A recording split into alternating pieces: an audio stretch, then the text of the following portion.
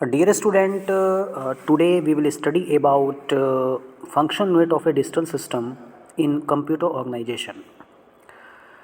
देखिए, जो भी हम कंप्यूटर ऑर्गेनाइजेशन की अगर हम बात करें तो इसमें हम डिफरेंट कंपोनेंट्स को असेंबल करते हैं और उनकी असेंबली इस तरीके से होती है कि जितने भी कंपोनेंट्स हम असेंबल करें उनका एक स्पेसिफिक टास्क है कि वो किसी पर्टिकुलर टास्क को अचीव करने के लिए उनका यूज़ हो रहा है।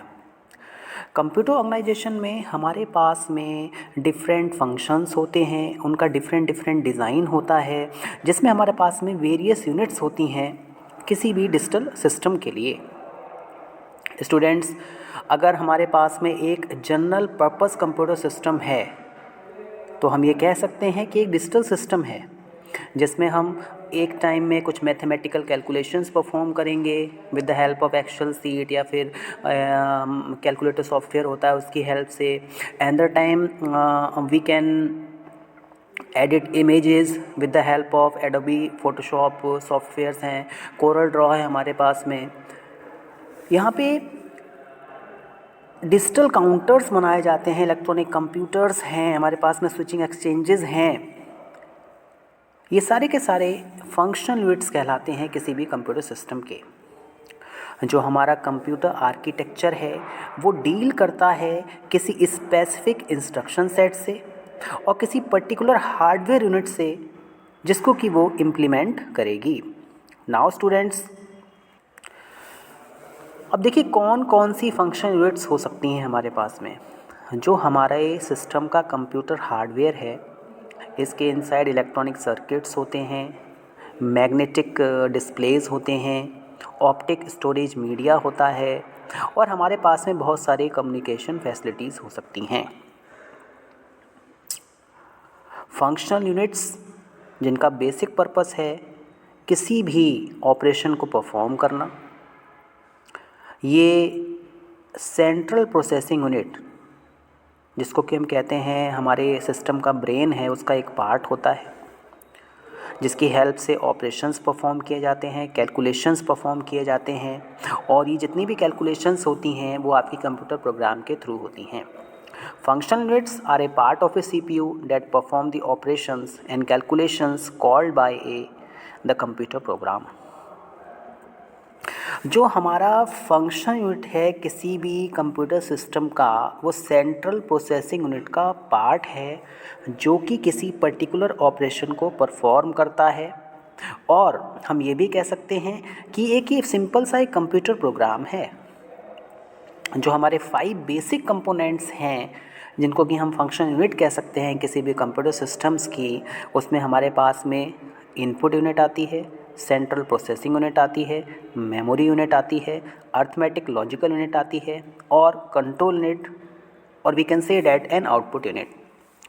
नाउ स्टूडेंट्स, जैसे कि आप इस डायग्राम में देख रहे हैं और आपको ये पता चल रहा होगा कि एक ब्रॉड कॉन्सेप्ट अगर हम देखें तो हमारे पास में यहाँ पे केवल कितनी है 5 फंक्शनल यूनिट्स हैं, जिसमें पहले हमारे पास में इनपुट यूनिट है।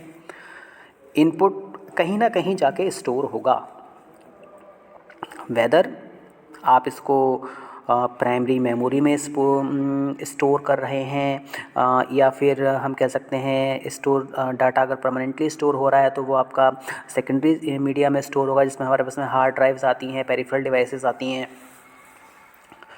ऑक्सिलरी स्टोरेज आ जाते हैं। जब आपका प्रोग्राम रैम में आता है तब जाके उसका एग्जीक्यूशन स्टार्ट होता है और यहाँ पर स्टोरेज यूनिट की जो डायरेक्ट लिंकिंग होती है वो हमारी कंट्रोल यूनिट से होती है और अर्थमेटिक लॉजिक यूनिट से होती है। यहाँ पे सेंट्रल प्रोसेसिंग यूनिट जो होती है वो सारा का सारा फंक्शंस परफॉर्म करती है कैलकुलेशंस का। नाउ स्टोरेज यूनिट आपकी आउटपुट यूनिट से लिंक होती है। आउटपुट मीडिया में आप कह सकते हैं कि जैसे हमारे पास में प्रिंटर है, हमारे पास में मॉनिटर है। इनपुट मीडिया में बेसिकली आपके कीबोर्ड है, माउस हैं। तो these are the basic function unit of a computer system. और जो हमारा कंप्यूटर ऑर्गेनाइजेशन है वो भी हमें यही बताता है कि डिफरेंट पार्ट्स को इस तरीके से असेंबल किया जाता है कि जिससे हमारे पास में एक फ्रूटफुल रिज़ल्ट आए। or in simple words we can say that computer organization is the assembly of different components or function unit of a computer system. Now students, अब हम बात करते हैं सबसे पहले इनपुट यूनिट की. देखिए, इनपुट यूनिट का जो बेसिक वर्क है वो ये है कि कैसे हम आउटसाइड डाटा को कंप्यूटर में फीड करें. यूज़र जो भी डाटा एंटर कर रहा है उसको किस तरीके से हम रीड करें. तो इसमें जो हमारे पास में मोस्ट इम्पॉर्टेंट इनपुट डिवाइसेस हैं वो हमारे पास में कीबोर्ड है, माउस है, जॉयस्टिक है, ट्रैक बॉल है, माइक्रोफोन है. इनपुट डिवाइसेस का बेसिक वर्क यही होता है कि जो भी डाटा यूज़र इनपुट कर रहा है उसको रीड किया जाए, जिससे कि इस डाटा पे फर्दर प्रोसेसिंग हो सके. स्टूडेंट्स, आपने कीबोर्ड की हेल्प से किसी भी की को प्रेस किया, कोई करस्पॉन्डिंग लेटर या कोई डिजिट होगा जो कि ट्रांसलेट होगा किसी बाइनरी कोड में, और वो बाइनरी कोड आपका किसी केबल की हेल्प से, आजकल तो हमारे पास में वायरलेस कीबोर्ड्स भी आ रहे हैं, तो वो डाटा जो भी आपका एंटर हो रहा है वो बाइनरी कोड में पहले चेंज होता है. उसके बाद में वो इधर या तो मेमोरी को दिया जाता है सेव करने के लिए आए, या फिर आप प्रोसेसर उस पर कुछ प्रोसेसिंग को परफॉर्म करता है. नाउ स्टूडेंट्स, इसके बाद जो हमारे पास में मोस्ट इम्पॉर्टेंट, आप कह सकते हैं कि most important functional unit of a computer system in an computer organization is central processing unit. Central processing unit को ब्रेन ऑफ द कंप्यूटर भी कहा जाता है, और ये हमारे पास में एक ऐसी इलेक्ट्रॉनिक सर्किट है जिसके थ्रू इंस्ट्रक्शंस कैरी होती हैं, जो कि किसी कंप्यूटर प्रोग्राम की हेल्प से प्रोवाइड की जाती है सीपीयू के लिए.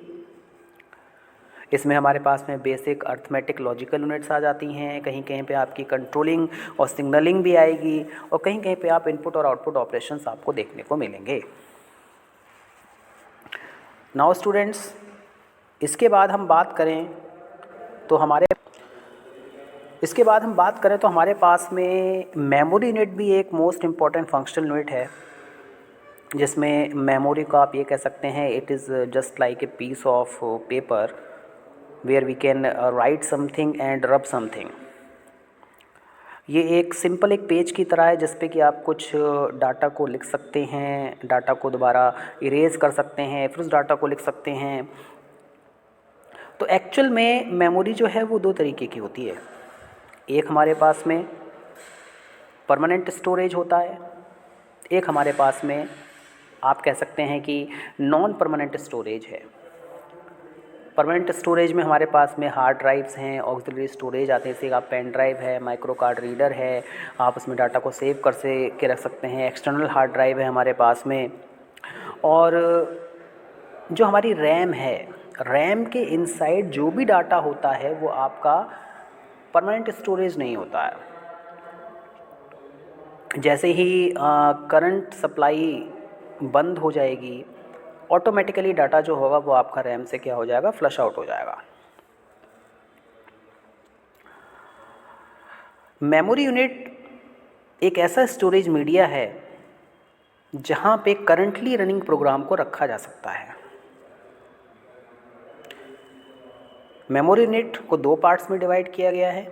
एक हमारे पास में प्राइमरी मेमोरी है, दूसरी हमारे पास में सेकेंडरी मेमोरी है. अगर हम मेमोरी यूनिट की बात करें तो ये प्रोसेसर के लिए एक ऐसा एक्सेसिबल एरिया देता है जहाँ पे हमारे पास में कुछ सर्विसेज हैं, कुछ एप्लीकेशंस रखे हुए हैं जो कि टेम्पररी स्टोर्ड हैं, और उन पे कुछ ऑपरेशंस परफॉर्म हों. नाउ स्टूडेंट्स,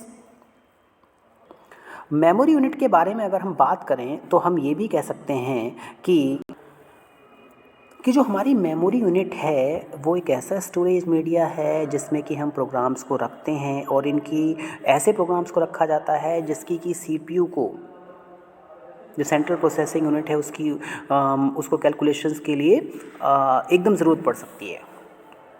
मेमोरी को भी बहुत पार्ट्स में डिवाइड किया गया है। जैसे प्रीवियस लेक्चर्स में हमने स्टडी किया कि कैशे मेमोरी होती है, उसके लेबल्स होते हैं, L1 है, L2 है, L3 है।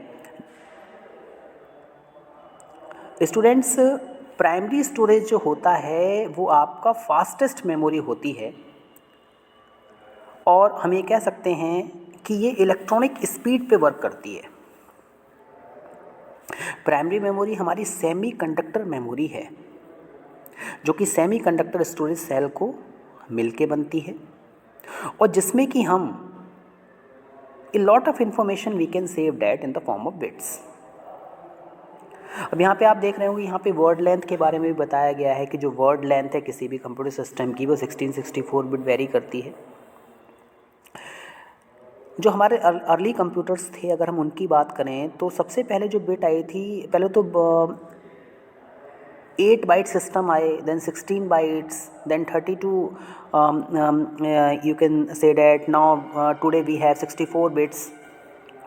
तो एक्चुअल में वर्ड लेंथ आपको ये बताती है कि एक बार में कितने बिट का वर्ड सेव हो सकता है सीपीयू की मेमोरी में।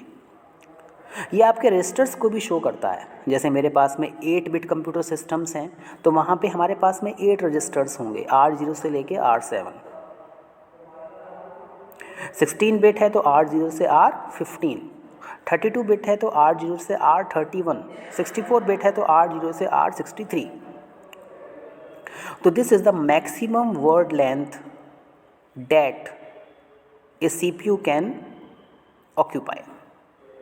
अगर आपके पास 65 बिट का कोई वर्ड है तो वो सेव नहीं हो पाएगा आपका 64 बिट कंप्यूटर सिस्टम्स में।